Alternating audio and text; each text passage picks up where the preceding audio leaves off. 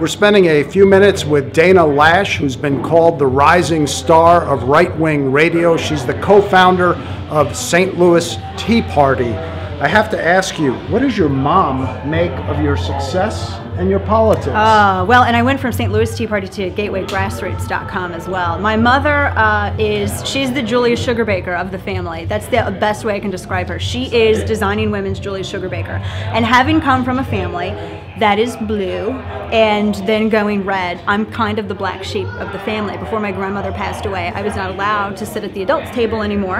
I had to, for holiday meals, I was relegated to the kids table. I had to sit there with all my little cousins because I was red.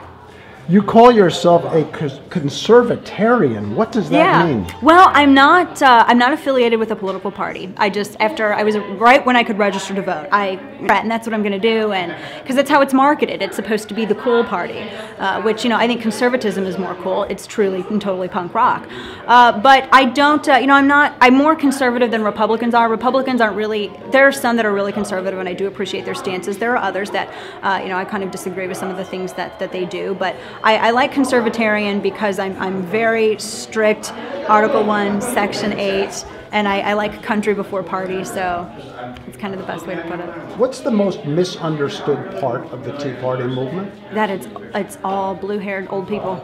That's it. It is the most, it's the most rock and roll movement. I wasn't alive during the 60s, obviously, but I can imagine that sort of free spirit aesthetic is what's alive today in the Tea Party movement. It's young people, it's old people, it's middle-aged people. It doesn't matter who you are. It doesn't even matter if you're a classical liberal who identifies as a Democrat. If you really believe in small, limited, accountable government, that's the Tea Party, the grassroots movement is your home. Last question. Why are conservatives seemingly so good at talk radio?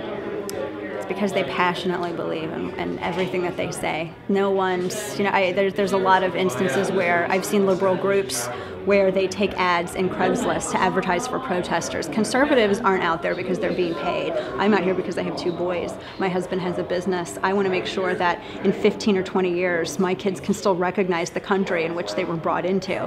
And we so passionately believe in it, and I think that just comes across well. We are able to articulate conservative ideals because we live it and we believe it, and no one's putting us out here except our own passion. Thanks very much. Thank you so much. I appreciate it.